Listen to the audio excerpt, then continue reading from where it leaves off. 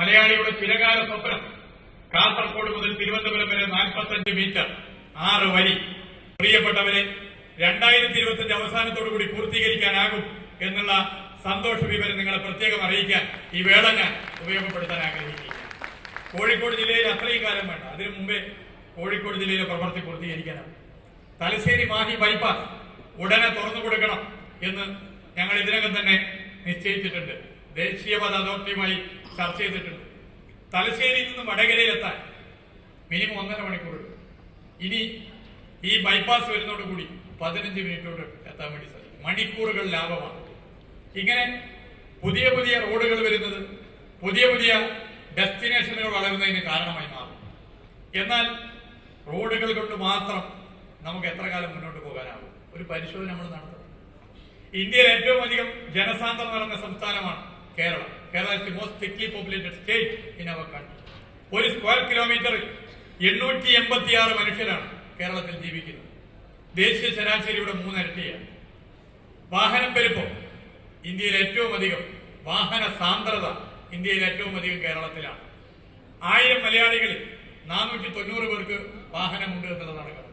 1000 പേർക്ക് 490 വാഹനമുണ്ട് എന്നുള്ളതാണ് കണക്ക്. ഈ വാഹനമൊക്കെ ഇറങ്ങിയാൽ അതിന് മാത്രം റോഡുകൾ നമുക്ക് നിർമ്മിക്കാനാകുമോ? കെട്ടിടങ്ങൾ, വീടുകളൊക്കെ പൊളിച്ചു മാറ്റും. അതുകൊണ്ടാണ് സിൽവർ ലൈൻ എന്ന ഒരു കാഴ്ചപ്പാട് മുന്നോട്ട് വെച്ചിട്ടുള്ളത്.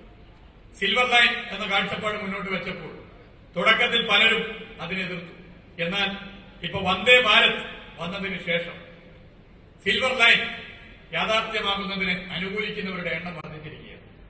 വന്ദേ ഭാരത് വന്നപ്പോൾ വന്ദേ ഭാരത് ഉദ്ദേശിച്ചതുപോലുള്ള സ്പീഡിലൂടെ ഈ നിലവിലുള്ള റെയിൽവേ ട്രാക്കിൽ പോകാനാകില്ല. കുറെ വളവുകൾ നികത്തണം.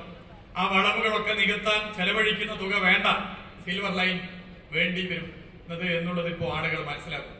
അപ്പൊ വേഗത്തിലെത്തണം. IT വികസിക്കണമെങ്കിൽ വേഗത വർദ്ധിക്കും, ആക്സസിബിലിറ്റി വർദ്ധിക്കും, പുതിയ പുതിയ റോഡുകൾ വരണം, സിൽവർ ലൈൻ പോലുള്ള പദ്ധതികൾ വരണം. ഇത് ഇന്ന് മലയാളി ചിന്തിക്കുന്ന കാര്യമാണ്. അതിന് നമുക്കൊക്കെ ഒരുമിച്ച് നിൽക്കാം.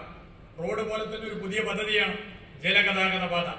കോവളം മുതൽ ബേക്കൽ വരെ നമുക്ക് അനുഗ്രഹീതമായ കനാൽ, കായലിലൂടെയുള്ള സഞ്ചാരം സാധ്യമാണ്. കനോലി കനാൽ നമ്മുടെ മുമ്പിലുണ്ട്. കനോലി കനാൽ ഇതിന്റെ ഭാഗമാണ്. അത് യാഥാർത്ഥ്യമാക്കാനുള്ള ശ്രമത്തിലാണ് നമ്മൾ.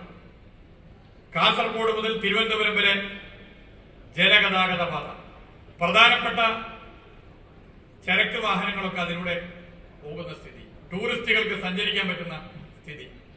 കനോലി കനാലിൽ കല്ലായി മുതൽ കോഴിക്കോടിന് വടക്കേ അതിർത്തി വരെ കനോലി സാഹിബ് കൊണ്ടുവന്ന കനോലി കനാലിലൂടെ ടൂറിസ്റ്റുകൾക്ക് യാത്ര ചെയ്യാം, ട്രാൻസ്പോർട്ടേഷനുള്ള സൗകര്യമൊരുക്കാൻ, കോഴിക്കോടിനെ ആകെ ഒരു ടൂറിസ്റ്റ് കേന്ദ്രമാക്കി മാറ്റാൻ സംസ്ഥാന സർക്കാർ 1200 കോടി രൂപ ചെലവഴിക്കാൻ തീരുമാനിച്ച സന്തോഷ വിവരവും നിങ്ങളെ പ്രത്യേകം അറിയിക്കുകയാണ്. അത് യാഥാർത്ഥ്യമാകുന്നതോടുകൂടി കാലിക്കറ്റ് ന്യൂ കാലിക്കറ്റായി മാറും. ഡൽഹി ന്യൂഡൽഹിയായി മാറുന്നത് പോലെ കാലിക്കറ്റിനെ ന്യൂ കാലിക്കറ്റാക്കി നമുക്ക് മാറ്റാനാകും.